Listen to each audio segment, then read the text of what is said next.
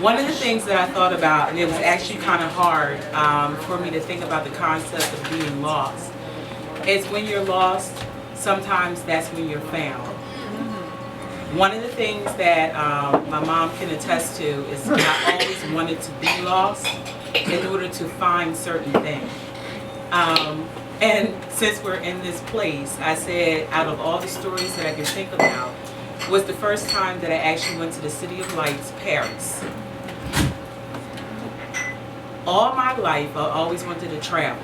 I had the world maps on my wall. When I was younger, my mom brought me this pencil sharpener and it was actually the world. So I've been really waiting for this opportunity. I actually traveled to Canada beforehand, Montreal.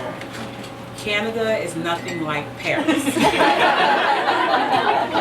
at all. In high school, I almost like really cursed out myself for not taking up French. I took Spanish. So by the time that I actually had this opportunity, I was in my mid-20s. I finally got a good job with benefits, a steady paycheck, and I got my passport. I was so excited. My dad, you know, he picked me up, took me to the airport and everything like that, and I was just so proud of myself. That's where it all went downhill. By the time I got to the airport in France, I'm just going to say France, not even Paris, just France. The one gentleman, his name was Jacques. So I actually was with a traveling group, but I was by myself, alone, by myself in France, not speaking French. When he came over to the group, I was sitting down there and I was looking, I was listening, I'm like, you know, what's going on, because everybody started really looking disappointed. What ended up happening was that only thing I remember is Jacques kept on saying is like, new hotel, new hotel. And he kept looking at me and one other person. And I'm like, no new hotel, no new hotel, where's my hotel? Bottom line, when I looked around, this was my first time actually feeling like a foreigner.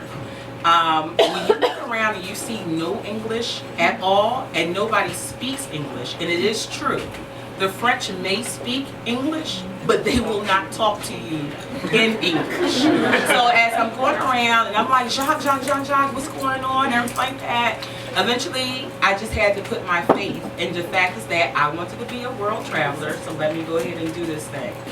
Right. We get into the van.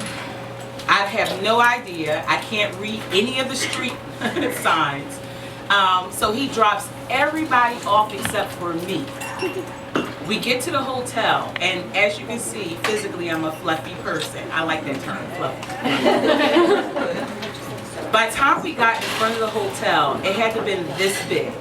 Literally, my door hit the bed, and you walk 2 steps over to where the bathroom was. Again, not speaking any French, everybody else not really talking to me. I still pulled myself together. Eventually, I went to the corner, what I considered to be the corner store, but it was actually a supermarket. No English. After a while, with all these different changes and nobody really being able to communicate with me, I honestly felt really, really alone. At the end of the block, they actually had the big old red telephone booth. I did have my little card, at least that was in English. And when you actually hit the buttons, at least that looked like the numbers. It literally was 1:25 a.m. in the morning in the United States, and my mother picked up the phone. Wow.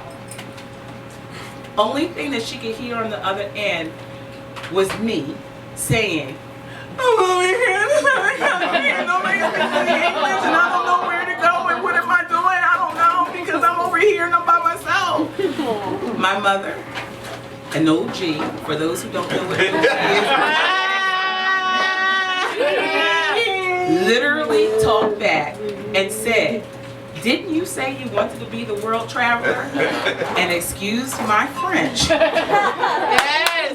I cannot get on an effing plane to go over and get you. Man the F up, have a great time, and call me at a decent hour. one thing that I found was courage and encouragement to keep on following my dreams and do what I need to do.